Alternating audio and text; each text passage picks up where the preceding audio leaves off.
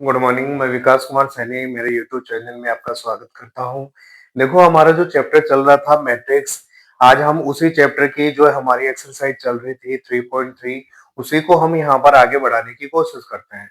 तो देखिए, हमारी इस एक्सरसाइज 3.3 के अंदर क्वेश्चन नंबर 6 तक की कंप्लीट सॉल्यूशन की बात हो चुकी थी।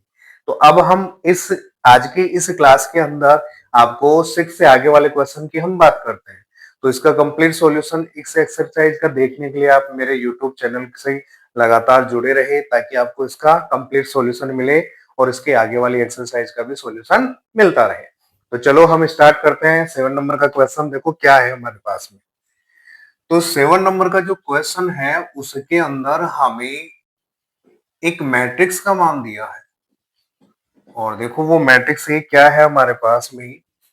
उस मैट्रिक्स का मान है 1 -1 प्लस में 5 -1 2 1 5 1 3 5 1 3। तो देखो हमारे पास में इस क्वेश्चन नंबर 7 के अंदर दो पार्ट दे रखे हैं। तो ये फर्स्ट वाला पार्ट है आपका, ये फर्स्ट वाला पार्ट है, और इस पार्ट के अंदर ये कहता है कि मैट्रिक्स ए आपकी एक सममित मैट्रिक्स, यानी मैट्रिक्स ए को ये बंदा कहता है कि मैट्रिक्स ए आपकी एक सिमेट्रिक मैट्रिक्स है। क्या मैट्रिक्स है? सिमेट्रिक मैट्रिक्स है। आप प्रूव करो इसे, यानी आपको सिद्ध करके बताना है कि ये आपकी एक सममित मैट्रिक्स होगी। तो चलो हम प्रूव करके देखते हैं। तो सबसे पहले तो हम इस मैट्रिक्स का ट्रांसपोज ले लेते हैं ए डैश। तो देखो ए डैश कैसे बनता है, इस रो को कॉलम बनाना है तो 1 -1 5, इस रो को कॉलम बना दो -1 2 1, इस रो को कॉलम बना दो 5 1 3। अब हम मैट्रिक्स ए के अंदर ए डैश को प्लस करते हैं। तो देखो मैट्रिक्स ए की वैल्यू यहां से लिखो आप 1 -1 5 -1 2 1 5 1 3। इसकी वैल्यू हमारे पास में देखो यहां हम लिख देते हैं, यहां देखिए आप, इसकी वैल्यू है हमारे पास में 1 -1 5 -1 2 1 5 1 3। अब अगर हम इन दोनों मैट्रिक्सों को प्लस करते हैं तो देखिए क्या आता है, A plus A dash is equal to, इस एलिमेंट में ये प्लस होगा तो बन गया 2 -1 -1 -2, 5 + 5 हो गया आपका 10, -1 हो गया -2, 2 2 आपका 4, 1 और 1 2, 5 + 5 बन गया 10, 1 + 1 2, 3 और 3 आपका बन गया 6। अब हम यहाँ पर जो a प्लस ए डैश का मान आया है, हम इसको मान लेते हैं कि सपोज कीजिए कि ये हमारे पास में p मैट्रिक्स के इक्वल है। हम यहाँ पे मान लेते हैं कि a प्लस ए डैश का मान किसके बराबर है? p के बराबर। अगर ये p के बराबर होता है तो हमारे पास में देखो ये मैट्रिक्स किसके बराबर मिल गई? p। तो इसका मान है 2 -2 10 -2 4 2 10 2 और 6। सपोज ये आपकी इक्वेशन फर्स्ट है। अब हम इक्वेशन फर्स्ट का दोनों तरफ ट्रांसपोज लेते हैं, इसका परिवर्त लेते हैं। तो देखिए हमारे पास में क्या आता है, यहां ले लेते हैं परिवर्त। तो P dash is equal to, इस मैट्रिक्स का हमें ट्रांसपोज लेना है। तो देखो ये आपका रो हो गया, इसको कॉलम बनाएंगे तो 2 -1 10, 2 2 -2 10। सेकेंड रो देखिए -2 4 2, -2 4 2। थर्ड रो को देखिए 10 2 6, 10 2 और 6। सपोज कीजिए ये हमारी इक्वेशन सेकेंड है। अब इक्वेशन फर्स्ट और सेकेंड का हम कंपैरिजन करके देखते हैं। तो देखो इनकी तुलना करेंगे तो देखो फर्स्ट आपका कॉलम क्या है, इसका फर्स्ट कॉलम देखो सेम टू सेम है। सेकंड कॉलम को आप चेक कर लो, सेम टू सेम है। थर्ड कॉलम भी आप चेक कर सकते हो, बिल्कुल सेम है। तो इन दोनों इक्वेशन से देखो कंक्लूजन क्या निकलता है, समीकरण एक व दो से देखो हमें क्या मिलता है, P इक्वल टू क्या हो जाएगा, P डैश हो जाएगा। यानी हमारे पास में देखो A प्लस ए डैश का जब हमने ट्रांसपोज निकाला तो वो ट्रांसपोज आपका A प्लस ए डैश के इक्वल ही हो जाता है। तो हम जानते हैं अगर किसी मैट्रिक्स का ट्रांसपोज लिया जाए और वो ट्रांसपोज अगर उसी मैट्रिक्स के इक्वल अगर हो जाता है तो ऐसी मैट्रिक्स को क्या कहा जाता है, सिमेट्रिक मैट्रिक्स कहा जाता है या सममित आव्यूह कहा जाता है। तो अतः स्पष्ट होता है मैट्रिक्स ए आपकी क्या होगी, एक सिमेट्रिक मैट्रिक्स होगी। तो हम यहाँ पे इस कथन को लिख देते हैं, अतः स्पष्ट होता है कि आव्यूह ए एक सममित आव्यूह होगा। ये बिल्कुल आपका सिद्ध हो जाता है। तो इस तरीके से हम इस क्वेश्चन को सिद्ध कर सकते हैं। अब इसी क्वेश्चन का जो सेकंड पार्ट है 7 नंबर का, उसके अंदर आपको एक ए मैट्रिक्स देता है और उसको विषम सममित करना है। तो चलो उसको स्क्यू सिमेट्रिक हम यहाँ पे प्रूव करके देखते हैं। तो चलो हम आगे बढ़ते हैं, इसके सेकंड क्वेश्चन की बात हम करते हैं। तो सेकंड क्वेश्चन के अंदर भी देखो हमारे पास में एक मैट्रिक्स ए का मान दिया हुआ है। तो उस मैट्रिक्स ए के मान को हम यहाँ पे देखते हैं और देखने के बाद में हम उस मैट्रिक्स को एंटी सिमेट्रिक प्रूव करेंगे, यानी वो आपकी एक स्क्यू सिमेट्रिक एक विषम सममित मैट्रिक्स होनी चाहिए। तो चलो देखो चेक करते हैं, इसका सेकंड पार्ट देखिए क्या है। एक मैट्रिक्स ए है हमारे पास, तो देखो उसकी वैल्यू है 0 -1 1 1 0 -1 -1 1 0, यानी 3 ऑर्डर 3 की एक हमारे पास में वर्ग मैट्रिक्स है। और इस वर्ग मैट्रिक्स को आपको करना है स्क्यू सिमेट्रिक, यानी आपको करना है स्क्यू सिमेट्रिक, यानी एक विषम सममित मैट्रिक्स आपको प्रूव करना है। ये एक विषम सममित मैट्रिक्स प्रूव होगी। तो चलो हम चेक करते हैं। तो सबसे पहले तो इस मैट्रिक्स का हम ट्रांसपोज निकाल लेते हैं।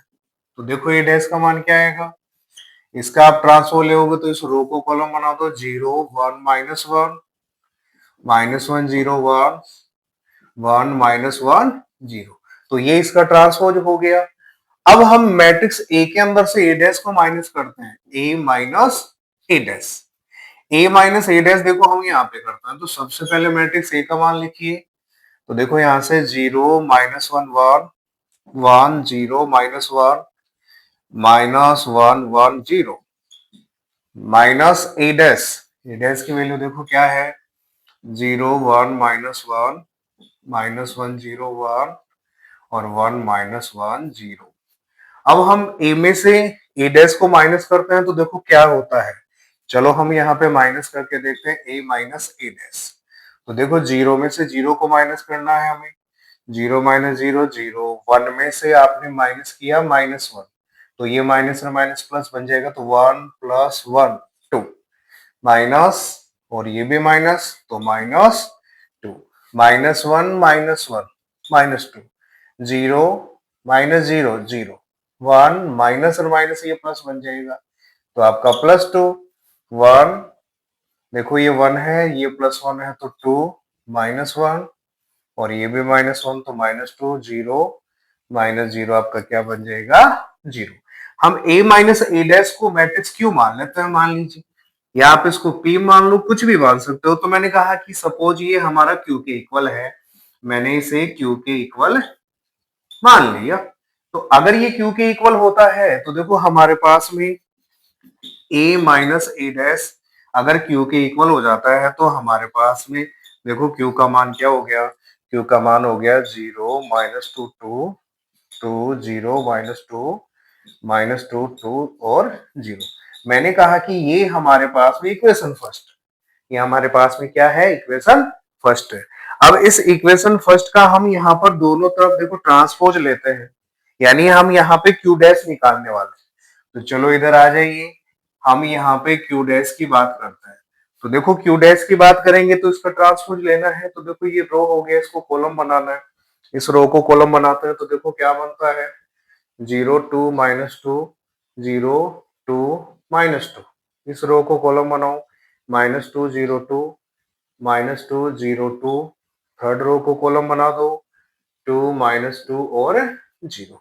तो हमने Q का Q डैश निकाल लिया। अब देखो अगर आप यहाँ पे ध्यान देते हो तो एक काम करते हैं, हमारे पास में जो Q डैश मैट्रिक्स का मान आया उस मैट्रिक्स के अंदर में से हम माइनस को कॉमन निकाल, यानी इस मैट्रिक्स के अंदर से हमने माइनस को कॉमन लिया।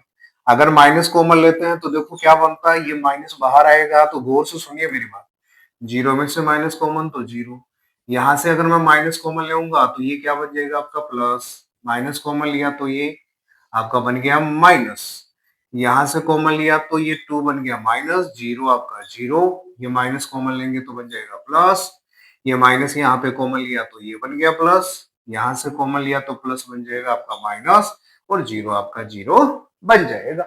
अगर आप क्यू डैश के बराबर जो मैट्रिक्स आपको मिली है यहाँ पर, देखो इस मैट्रिक्स की हम बात करते हैं, तो इस मैट्रिक्स को आप एक बार इक्वेशन सेकंड फर्स्ट वाली इक्वेशन से कंपैरिजन करो। अगर फर्स्ट वाली इक्वेशन से कंपैरिजन करते हैं तो देखो zero minus two two, zero minus two two, two zero minus two, two zero minus two two zero, minus two two zero. तो हम इक्वेशन फर्स्ट को सेकंड में यूज कर सकते हैं। यानी अगर मैं यहाँ पर ये कहूं कि ये इक्वेशन हमारे पास में सेकंड है, तो देखो हम यहाँ पे क्या लिखेंगे, हमारा जो समीकरण एक व दो है से देखो क्या निष्कर्ष निकलता है, Q dash is equal to क्या हो जाएगा आपका माइनस क्यू हो जाएगा। या हम इस बात को ऐसे भी कह सकते हैं, क्यू हमारा किसके इक्वल हो जाएगा, माइनस क्यू डैश के इक्वल हो जाएगा। और अगर किसी मैट्रिक्स का ट्रांसपोज उस मैट्रिक्स के माइनस के बराबर अगर आपको मिल जाता है, तो वो मैट्रिक्स आपकी क्या होती है, उस मैट्रिक्स को क्या कहा जाता है, उस मैट्रिक्स को स्क्यू सिमेट्रिक मैट्रिक्स कहा जाता है। उस मैट्रिक्स को विषम समेत अवयव के नाम से जाना जाता है। अतः स्पष्ट होता है हमारी मैट्रिक्स ये क्या होगी, एक विषम समेत अवयव है होगी। तो इस तरीके से हम इस क्वेश्चन को सोल्व कर सकते हैं और इसको प्रूव करके दिखा सकते हैं। तो आप इसको नोट करिएगा, फिर हम आगे बढ़ते हैं। देखो नेक्स्ट वाला क्वेश्चन हमारे पास में क्या है, फटाफट आप नोट कर लीजिएगा। तो चलो हम अब 8 नंबर वाले क्वेश्चन की बात करते हैं। देखो उसमें क्या दे रखा है, तो चलो फटाफट हम देखते हैं 8 नंबर वाला क्वेश्चन हमारे पास में देखो क्या दे रखा है। तो चलो 8 नंबर वाले क्वेश्चन की जानकारी देखते हैं हमारे पास में क्या दी गई है। तो देखो 8 नंबर वाला क्वेश्चन है, हमारे पास में एक मैट्रिक्स का मान दिया गया है। यानी 8 नंबर वाले क्वेश्चन के अंदर दो पार्ट दिए गए हैं। तो देखो 8 नंबर वाले क्वेश्चन के अंदर क्या कहा गया है, हमें यहाँ पर एक मैट्रिक्स का मान दिया है, और देखो वो मैट्रिक्स ए है हमारे पास में 1 5 6 7, इसका ऑर्डर 2 इंटू 2 है। अब ये कहता है कि आपको प्रूव करना है, इसके दो पार्ट दे रखे हैं। फर्स्ट वाला पार्ट इसमें देखो ये कहता है ए प्लस ए डैश एक सममित अवयव है, प्रूव करो। और इसका जो सेकंड पार्ट है उसमें ये कहता है ए माइनस ए डैश एक विषम समेत अवयव है। तो चलो हम चेक करके देख लेते हैं कि ये हमारे पास में एक सममित अवयव होती है, ये हमारे पास में एक सममित अवयव होती है, और ये हमारे पास में एक विषम समेत अवयव होती है। तो देखो हम फर्स्ट वाले की बात करते हैं। तो सबसे पहले मैट्रिक्स ए का ट्रांसपोज निकालते हैं। तो देखो यहाँ पे ले लो आप इसका ट्रांसपोज, इसका ट्रांसपोज ए डैश देखो क्या आया हमारे पास में, ए डैश की वैल्यू क्या होगी 1 5, इस रो को कॉलम बना दो 1 5 6 7।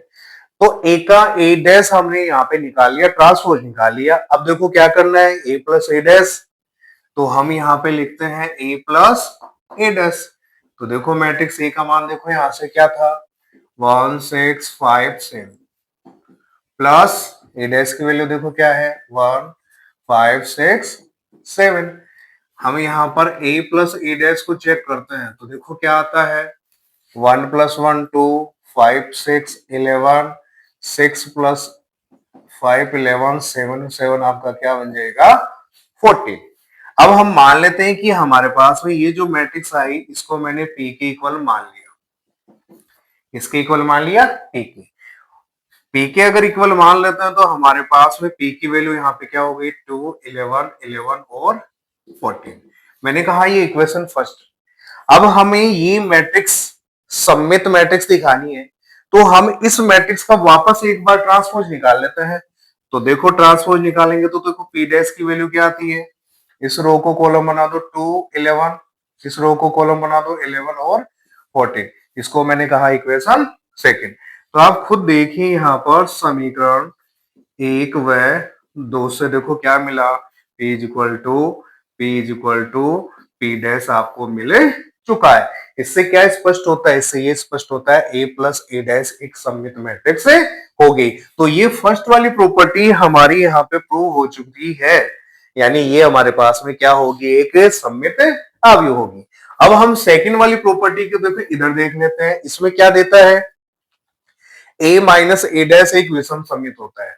तो देखो हमारे पास में मैट्रिक्स A का मान ये रहा, ए डैश का मान ये रहा, तो A में से माइनस ए करना है, माइनस ए डैश करना है। तो चलो सेकंड वाले पार्ट को हम देखते हैं यहाँ पे। तो सबसे पहले मैंने A माइनस ए डैश निकाला, तो मैट्रिक्स A की वैल्यू देखो यहां से क्या थी, 1 6 5 7 माइनस ए डैश की वैल्यू देखो ये रही 1 5 6, देखो 1 5 6 7 6 7। अब इसमें से इसको माइनस करना है, तो चलो माइनस करते हैं। देखो A माइनस ए डैश, तो 1 माइनस 1 0, 5 माइनस 6 माइनस 1, 6 माइनस 5 तो प्लस 1, 7 माइनस 1, 7 माइनस 7 क्या बन जाएगा आपका, 0 बन जाएगा। हम यहाँ पर A माइनस ए डैश को सपोज क्यों मान लेते हैं, मैंने ये मान लिया कि ये किसके इक्वल है, Q के इक्वल है। तो हमारे पास में देखो Q डैश, Q की वैल्यू क्या आ गई, 0 माइनस 1। देखो हमारे पास में मैट्रिक्स Q का मान देखो क्या आ जाता है, matrix Q is equal to 0 minus 1 1 और 0। अब हम यहाँ पर इस Q मैट्रिक्स का ट्रांसपोज निकालते हैं। तो देखो ट्रांसपोज क्या आएगा, Q dash is equal to, इस रो को कॉलम बनाते तो 0 माइनस 1, इसको कॉलम बनाते तो 1 और 0। अब Q डैश मैट्रिक्स के अंदर जो हमारे पास में ये राइट हैंड साइड वाला मान आता है उसमें से माइनस को कॉमन निकालते हैं।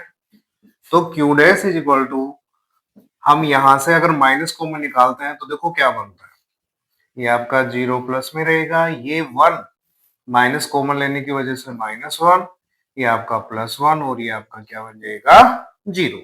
हम इसे कह देते हैं कि ये इक्वेशन हमारे पास में सेकंड।